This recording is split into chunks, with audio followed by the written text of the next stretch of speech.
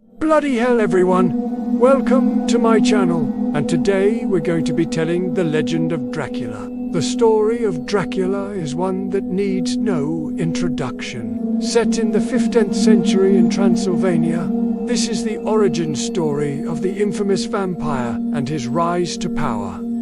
Our story begins with a man named Dracula. Now, Dracula was actually a nobleman who lived in Transylvania, an area in Romania, and because of his high status in society, he was able to live a life of luxury, having many servants at his beck and call. In fact, he had one servant in particular whose name was and Livius was very fond of his master. He served him loyally and would do anything for him. However, Dracula wasn't much of a humanitarian, shall we say.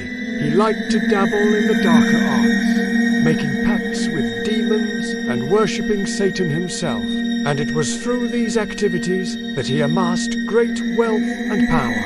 But it came at a terrible cost, as there were rumors that he dipped into the blood of young girls to maintain his youth and good looks. And as you can imagine, the townspeople weren't too keen on that sort of hobby.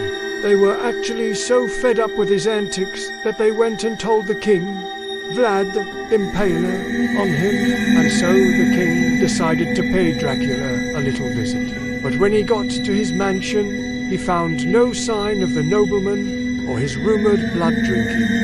Instead, it looked like Dracula had vanished into thin air. But the king wasn't convinced, and so he decided to leave a spy in Dracula's home, a spy in the form of Livius, the servant.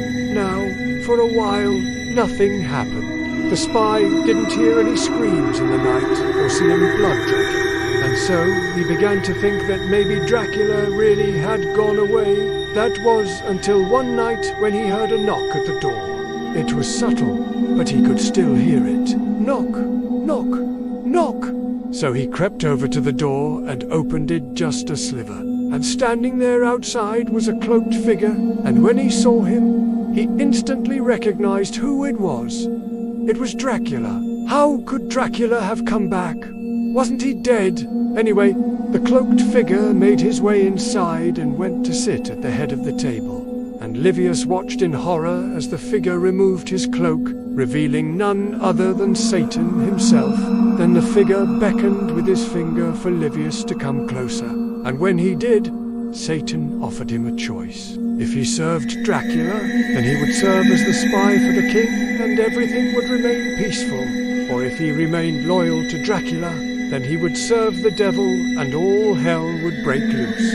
And obviously, being a servant, he chose the former, betraying his master in the process. The next day, he told the king everything he had seen, and the king immediately ordered Dracula's house to be burned to the ground. But as the flames grew, something horrifying emerged from the fire. It was Dracula, and he was covered in flesh, and then he did something even more terrifying. He took off his skin and flung it onto the fire, revealing a hideous demon underneath. And so it was that Dracula had made a pact with the devil, and now he was going to claim his prize, which just so happened to be the soul of Livius. And so the demon went over and grabbed the poor servant, dragged him into the fire, and ripped out his soul.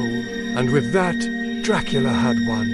And as the fire burned, his laugh echoed throughout the land, a laugh that would haunt the dreams of those who heard it for years to come. And that, my friends, is the legend of Dracula.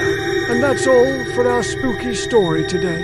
Let us know in the comments if you liked it and what other scary stories you want to hear. We love reading your comments, and we always respond to them. Also, don't forget to hit the like button if you enjoyed the story.